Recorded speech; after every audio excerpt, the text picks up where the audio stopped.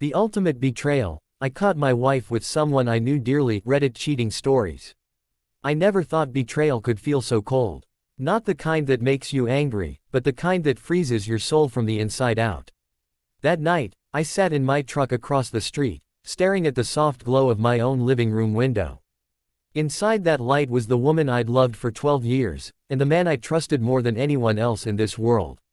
My best friend. It all started months before that night. Small things that didn't add up but didn't scream affair, either.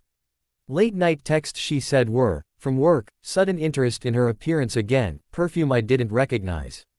But love blinds you. You tell yourself it's in your head.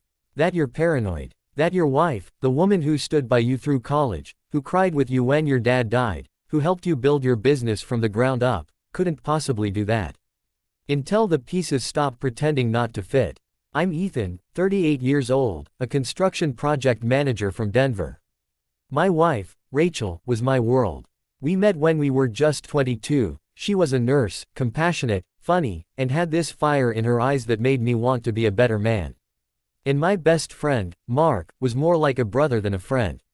We'd grown up together, survived every dumb decision in our 20s, and even went into business together. Mark was there when I proposed to Rachel. He helped me pick the ring. I trusted him with my secrets, my company, my home, and, unknowingly, my heart. The cracks started showing when Rachel began working late.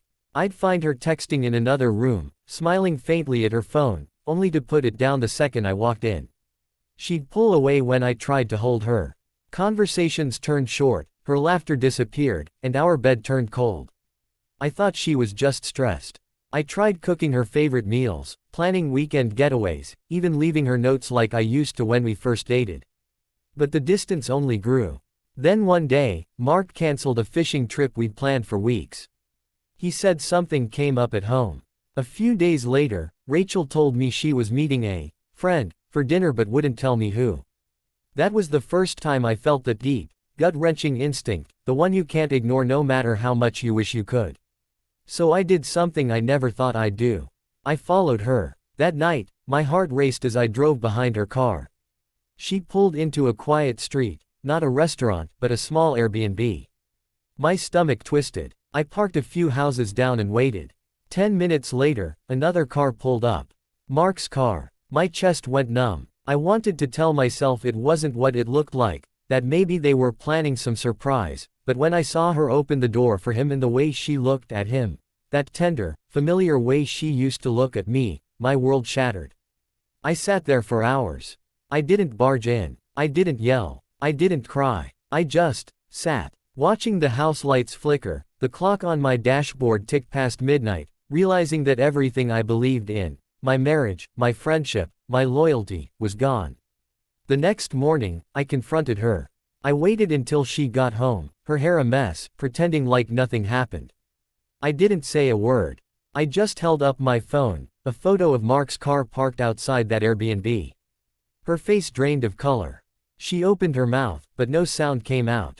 Finally, she whispered, "Ethan, I'm sorry." Sorry. That word tore through me like glass. She confessed everything. It had been going on for nearly 6 months. She said it just happened, that she felt unseen, that Mark understood her. I remember laughing, not out of humor, but disbelief. I gave her everything. I worked long hours to give us a comfortable life, bought her the house she dreamed of, supported every goal she had. And the one man who knew exactly how much she meant to me, took her anyway. When I called Mark, he didn't even deny it.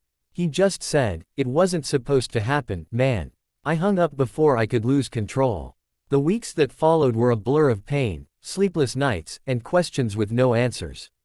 Rachel moved out. Mark left the company. I was left with the wreckage, empty house, broken trust, and silence so heavy it felt like it could crush me.